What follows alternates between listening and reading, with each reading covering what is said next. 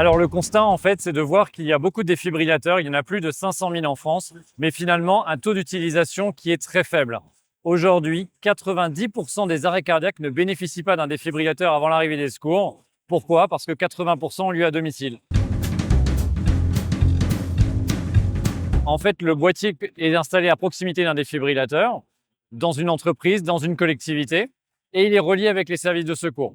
On imagine, Madame X fait un arrêt cardiaque à 200 mètres d'ici, elle va appeler les pompiers vont envoyer l'alerte sur notre serveur qui va déclencher les boîtiers les plus proches. Le boîtier va se mettre en route avec un signal sonore et lumineux. Il suffit d'une personne qui flash le QR code qui est en façade pour savoir où apporter le défibrillateur. Une fois qu'elle a flashé le QR code, elle va avoir la distance à pied et en voiture du lieu de l'arrêt cardiaque. C'est une distance qui lui convient, elle va dire « j'accepte ». Elle va avoir les instructions de déplacement pour se rendre jusqu'au pied de la victime et utiliser le défibrillateur pour potentiellement pouvoir lui sauver la vie.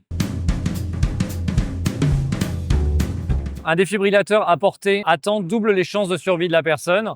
Et nous, on sait qu'avec notre dispositif, on arrive à multiplier par 4 les chances qu'un défibrillateur soit apporté avant l'arrivée des secours.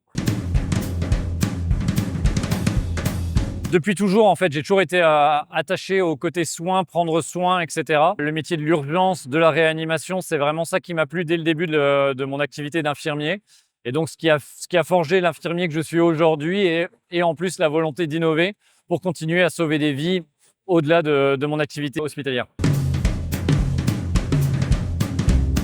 Alors en 2022, je venais de commencer à lancer le projet Géocœur et j'ai eu envie de participer au concours Lépine. Parce que je l'avais vu depuis tout petit, je voyais ce concours d'inventeurs et je trouvais ça très intéressant. On m'a regardé un peu bizarre en me disant pourquoi le concours Lépine? Et je disais au moins on dira que c'est la petite association française mosellane qui part au concours Lépine et ça nous permettra de nous faire connaître. À l'époque, on était une association. Et puis après, on a eu la chance de remporter le prix du président de la République au concours Lépine. Et ensuite, on a créé la société pour commercialiser et développer Géocœur. On a eu deux catégories de financement. La première, les subventions de la région Grand Est, de l'Agence régionale de santé notamment, qui nous ont permis de faire les premiers développements. Et ensuite, on a eu des prêts, à la fois des prêts d'honneur, Initiative, Entreprendre et la BPI. Et enfin, la Caisse d'épargne qui a été finalement notre premier prêteur. La Caisse d'épargne Grand Est Europe nous accompagne notamment par des points réguliers avec notre rapporteur d'affaires et également par la mise en place d'outils. On vient de se mettre en place l'outil Pulseo qui nous permet d'avoir un suivi de notre trésorerie. La Caisse d'épargne a installé 4 premiers Géocœur dans les 4 bâtiments administratifs équipés d'un défibrillateur sur la région Grand Est, dont un qui a déjà déclenché et permettant à un salarié d'amener le défibrillateur sur les lieux d'un arrêt cardiaque.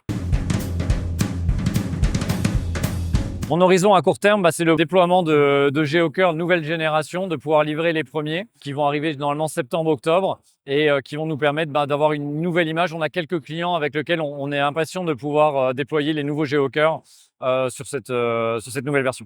Notre objectif à long terme est plus ambitieux. En fait, ce n'est pas uniquement Géocœur, mais c'est de pouvoir avoir un vrai impact sur la prise en charge de l'arrêt cardiaque. C'est de sauver des vies, mais pas uniquement en vendant notre boîtier.